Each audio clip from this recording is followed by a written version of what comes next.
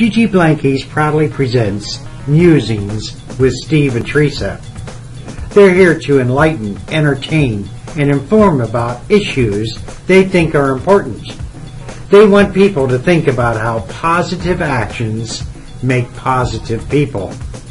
Their show is captured and linked to YouTube. The programs are listed in the archives of both Blog Talk Radio and YouTube video, and you can watch them as well as listen. Now on with the show.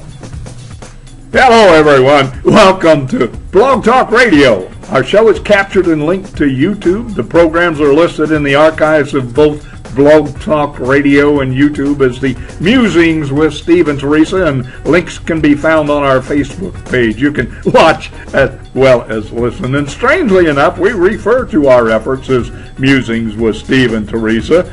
Teresa's not with us today. She's occupied elsewhere. I'm Steve, co-host, and we're here to entertain, enlighten, inform about issues we think are important. Now, we want people to think about how positive actions make positive people. We have three Blankies today. Terry sent them along. Her name is Teresa, but she was a little kid. She ended up being Terry, and she's still Terry to me, although she's Teresa to the rest of the world. We have a parade of flowers pink over here for spring and Easter. Now that's a $10 deal, including shipping right at the moment, or we can deliver it if you're in less than 30 miles away from here. The pinstripe, blue stripes. This is my preference since I'm blue-eyed and a little boy. I mean, the pinks don't really do anything for me personally. And then, of course, over here we've got the red peace chicken. I'm from that era when I objected to the demeaning our fighting men in Vietnam, although I didn't necessarily agree with the war. I didn't think we had the right or privilege to demean the guys that are doing the work and putting their life on the line. Anyway, all three of them are available.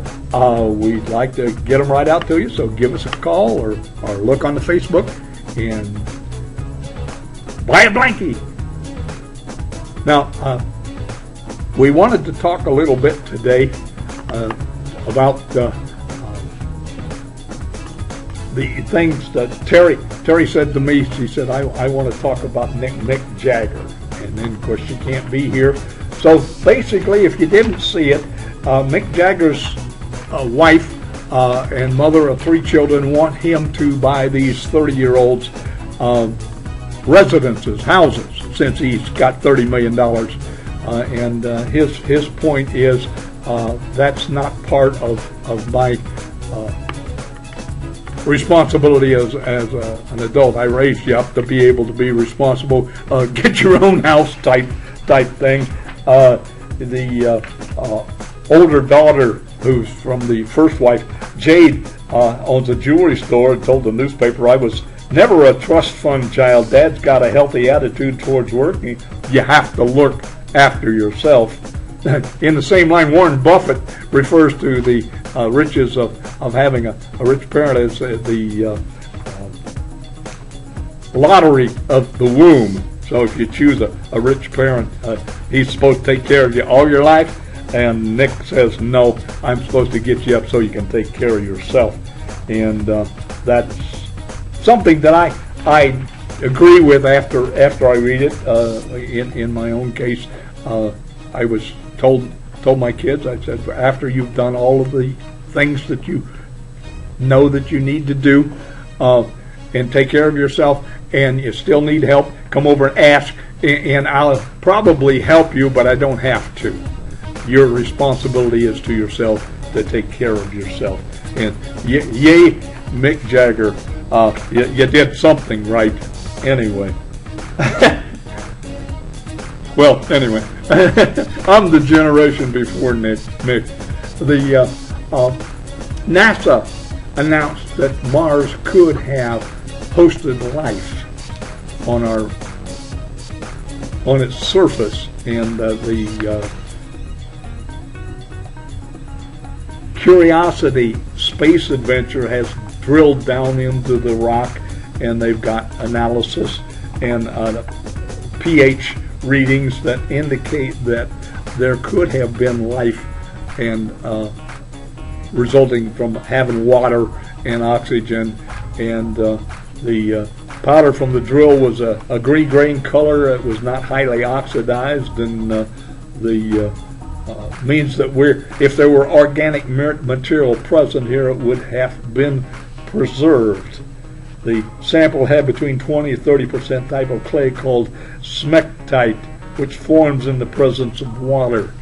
I see no reason why we could deny the fact that there was life on Mars. The universe is so big, and the possibilities are so great that the idea of egotistically saying I'm the only one doesn't really compute with me. It doesn't surprise me, and I'm glad to hear it confirmed as much as it is. I think it's neat that we can go to another planet and gather information, and I don't disagree with robots. At the moment, our human form is not necessarily built for extraterrestrial travel. If you go out of gravity very long, your muscles shrivel up. Just like if you spent the week in bed, you can't hardly walk. Now, we've got a story here that when I first read it, I am a Republican, and Bush bashing is not in my forte. But the longer I thought about it, this illustrates a great idea that a lot of people, in other words, we're trying to be positive here. And one sunny day in January 2009, an old man approached the White House from across the Pennsylvania Avenue where he'd been sitting on a park bench. He spoke to the U.S. Marines standing guard and said, "I'd like to go in and meet with President Bush." The Marine looked at the man and said, "Sir, Mr. Bush is no longer president and no longer resides here." The old man said, "Okay," and he walked away. The next day, the same man approached the White House, said to the same Marine, "I'd like to go in and meet with President Bush." The Marine again told the man, "Sir, as I said yesterday, Mr. Bush is no longer president and no longer resides here." The White House. Third day, the man came up to the same Marine with the same thing and said, "I'd like to go in and meet with the President Bush." The Marine, understandably agitated at this point, said, "Look, sir, this is the third day in a row you've been here to ask to speak to Mr. Bush, and I've told you already that Mr. Bush no longer the president and no longer resides here. Don't you understand?" The old man looked at the Marine and says, "Oh, I understand. I just love hearing it." Marine snapped to attention and said, "See you tomorrow, sir." So that's one of those stories that the philosophy of the thing is, it is nice to hear when you agree with whatever it is. I agree with the Marine. I'll see you tomorrow. The Portsmouth Times had a headline, Sunday, "Dead Last. Scioto County ranked Ohio's unhealthiest." And I have been a Portsmouth booster from way back, and this affronts me. I hate to see it spread. It's the banner story of the Portsmouth Times, and it's probably the most news in the paper. But it's been a fact that we've been fighting in my lifetime. In the early 50s, I got involved with the JCs. And we did a survey of our area, and the biggest single thing that we could change. We have resources, we have the river, we have the railroads, we have, at that time, we had shoe factories and steel mills, and they were all going down. Now they're gone. But the thing was, we didn't have a very good public opinion of ourselves, and the idea was, could we change it? Our suggestion at the time was to start a Portsmouth Growth Foundation where everybody in the county, all 30,000 people, put $10 on the table and said, "I believe in Portsmouth." Well, we sold it to from the JCs, we went to the Chamber of Commerce, and the big guys got a hold of it. They turned it into a fund drive, and they raised $300,000 with money from the different businesses and so forth. And they missed the whole point of the concept. The idea was, do you believe in Portsmouth enough to put $10 on the table? Would be about 20 now. Do you believe enough? Well, anyway, the ranking here, I thought I'd check into it, and we're the first of the worst. I explored the methods of the evaluation, and it's pretty thorough and reasonably accurate as raw statistical information can be. It describes Sauter County as it's been for a couple of decades, the absence of job opportunity, the absence of economic wealth. This absence causes the exodus of the ablest, and no the migration of the educated and the talented to places elsewhere. We compared, I said in my graduating class we had about 200, and to the best of my knowledge we only have about 20 of them living in Sauter County. The rest of them went elsewhere to make their living. My cohort here said he's got 3 kids, 2 of which are here, 1 who left. So from 10% to 30% is somewhere. Everybody else had to go someplace else and go to work. Those left are unable to leave in most cases because of limited resources or limited education. Those lead to the other things of if you got nothing to do, there's sex and drugs, and we have a high proportion of babies, but we have some people finally making progress, I think, with this Merchants Association and the Sauter County Health Coalition. They've recognized the problems that we've got, and some people are trying to do something. So look on the webpage for the Sauter County Health Coalition, and you can also go to the group that was made the report. It's given that in check with the newspaper, and they have the source of the data. They now analyzed mortality, life, health behaviors, tobacco use, diet, exercise, alcohol, quality care, education, employment, income, family, social support, whole bunch of stuff there. And the necessity, of course, is to change those statistics. It's a scientific endeavor, and if you can't measure it and report it, it didn't exist. So we've got a tool. We've got people that are interested. We certainly got the need. So let's do what we can to make it happen. Now, this weekend, or last weekend, marks the 100th anniversary of the 1913 flood in Portsmouth and Ohio. The statewide event of death and destruction in the flood of 1913 exceeds all other weather events in Ohio's history, justifying the title of Ohio's greatest weather disaster. Rainfall over the state totaled 6 to 11 inches in 3 to 4 days. Now, this was a deluge.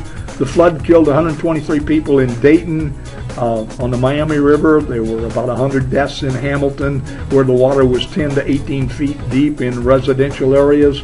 Approximately 100 died in Columbus when the Sauter River reached record levels, breached their dike, their flood wall, and put 9 to 17 feet of water in the neighborhoods. The Muskingum River at Zanesville crested 27 feet above flood stage, was 20 feet deep in the downtown intersections. Maumee River crested 10 feet above flood stage. Sandusky River, the Cuyahoga River washed away docks, lumberyards, trains. It was a real mess. And So they built a flood wall. And in 1937, it went about 30 feet over the 1913 flood wall. And all I can say is that the disasters surround us. We've heard the doomsday predictions for all of our lifetime. The Bible even says, "Don't build on the beach, build on the bank." They didn't say it that way, but that's what they meant. So pay attention, and this is not the end of the world. This is just a normal, everyday evolution of the history of the world as it goes by. Now, the state of Ohio passed a new resolution. Those steel license plates Ohio has used for decades might become a thing of the past. A tiny provision tucked into the state transportation bill approved by the legislator last week allows the plates to be made of aluminum, plastic, or any other suitable material. Now, my poking fun at bureaucracy comes in the next couple of paragraphs. The Bureau of Motor Vehicles will consider aluminum, which lasts more than 8 years with no rust, compared to 5 for steel. However, the state still wants you to get new license plates every 7 years because the reflectivity degrades 50% by that time. So what are they going to do? The steel plates last longer than the reflectivity of the plate anyway. So I hope they go for the cheaper one, but I know they won't. That's a positive fact. I know they won't. There were other bits of information in that particular bill. Late fees for motor vehicle registration will be cut down to $10 from $20. Now that was had a grace period of 7 days, and if you didn't get your license plate within 7 days, it cost you an extra $20. And so they're going to cut that down to 10. But now they just signed it in, so I don't know how soon that becomes effective. So check your license plate. Make sure you don't have to pay them $20 because you didn't get it renewed before the time was up. And I've kept my own old license plate number for a long time.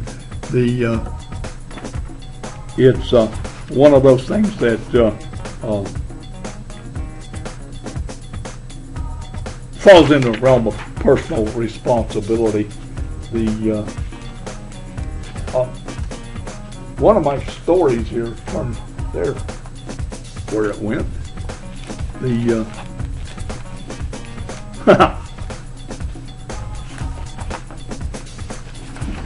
All right, I have stymied myself here, but it's my own fault. There it is, right there.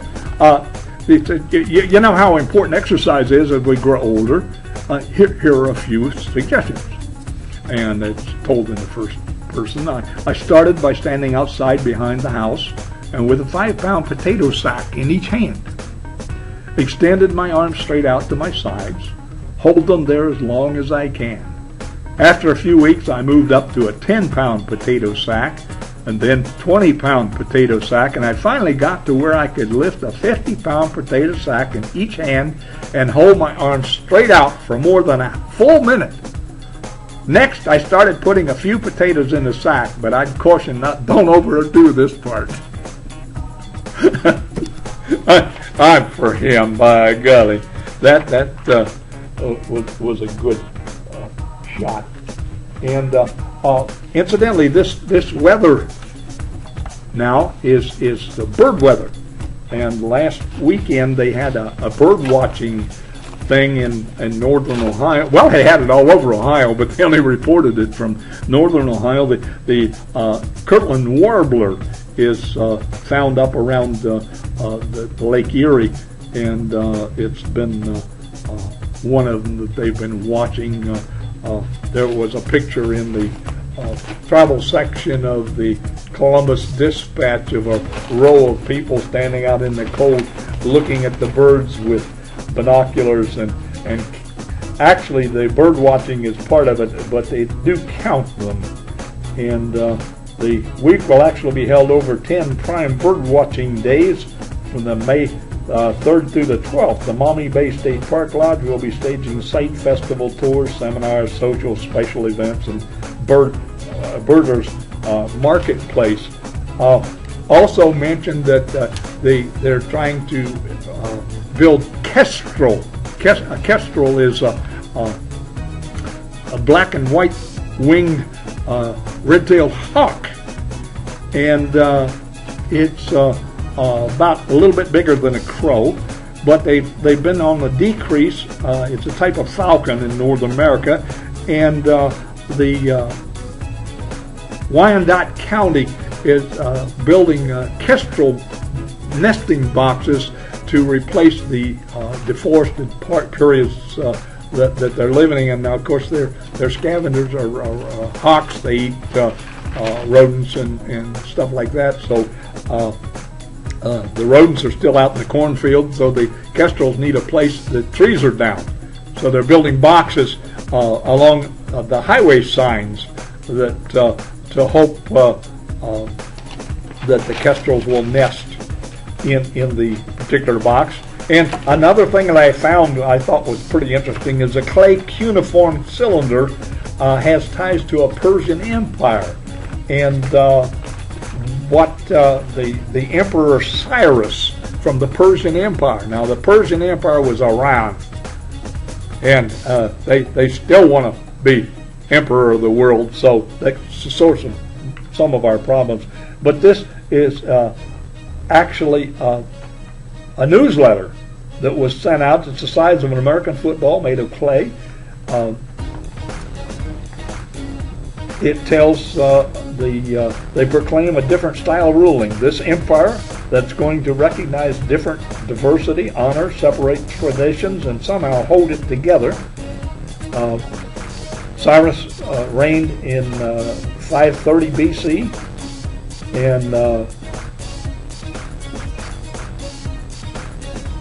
what is striking, given the usual Greek view of Persians as barbarians, is that in the Greek record, one hero emerges.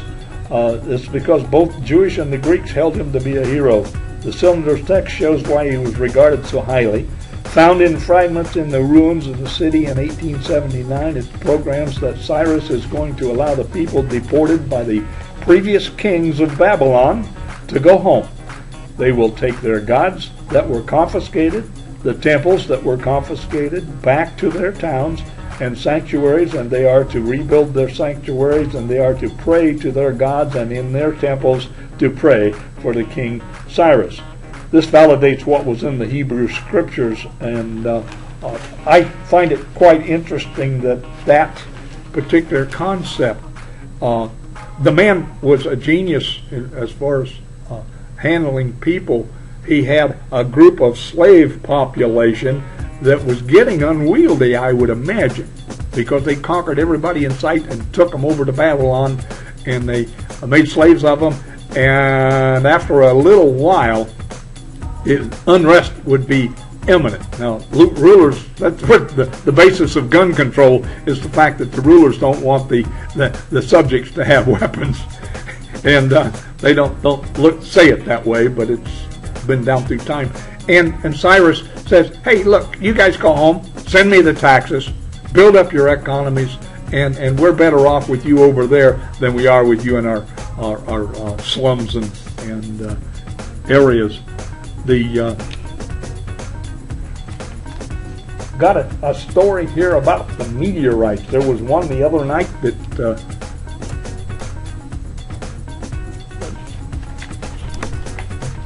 just the other day, on the 27th of February.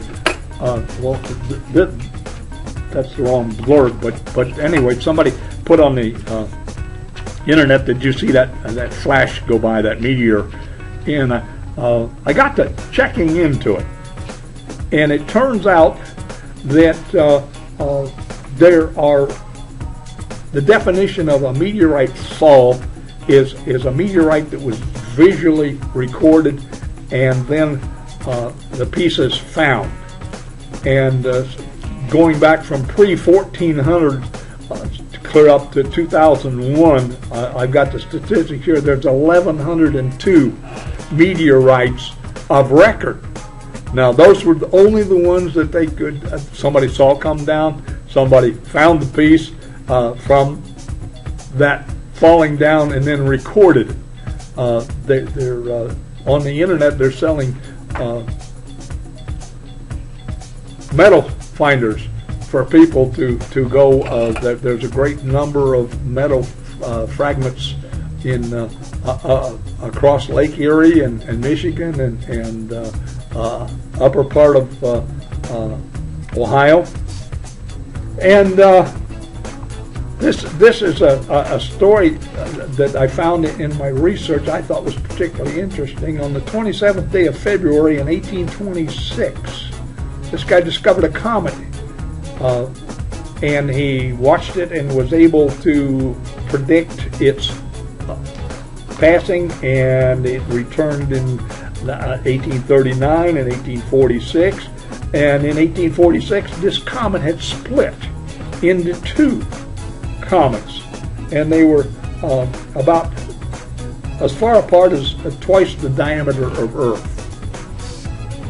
So that would be 16,000, 32,000 miles apart by the time he saw them in 1834. The comet should have returned on schedule, but it didn't, and it was lost and dissipated, and they figured out that it was probably disintegrated. And then the author comes up with he's tying together facts.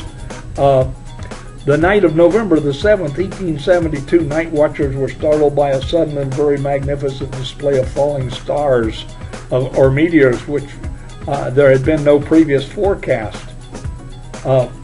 And it turns out that from the October of 1871 through 1872, there were a multitude of meteorites, and they were falling in Michigan, Indiana, and Illinois, starting fires. There were 225 fires in Prestego fire, and it set the forests on fire, and the cities burned up, and there was a number of catastrophes, people burning up. And it turns out at the same time they were having them in Illinois and Michigan, and the Chicago fire, the guy conjectures, wasn't started by Mrs. O'Leary's cow kicking over the lantern, but by a meteor fragment from this particular comet that broke into pieces and showered the earth for a period of years. Now, again, science has to have definite proof that it's true. This is conjecture by one author who's taken a series of informations and grouped together, but it sounds pretty realistic to me that if spontaneous combustion caused something like 200 fires over 3 states, that it wasn't a kid with a match. The fact is that these problems have been encountered continually for centuries. Mankind has always known them, and it's not doomsday. It's not the end of the world. It's just normal evolution. And you must admit that if you see it and hear it, it didn't get you. That's the positive part of it. We're reaching the end of the day. Want to say again about baby blankets, the pink parade of flowers, the blue pinstripe, and the American chicken, and then the peace symbol, peach. Thank you for joining us. We've had a great time. We attempt to stimulate your thinking, prod your mind into new channels, pump up your interest in life, and rebuild your enthusiasm. Whether you're pro or con, we insist you join us as we investigate, evaluate, and participate. Be part of the solution, not part of the problem. Surprise somebody today. Be nice to them. Goodbye.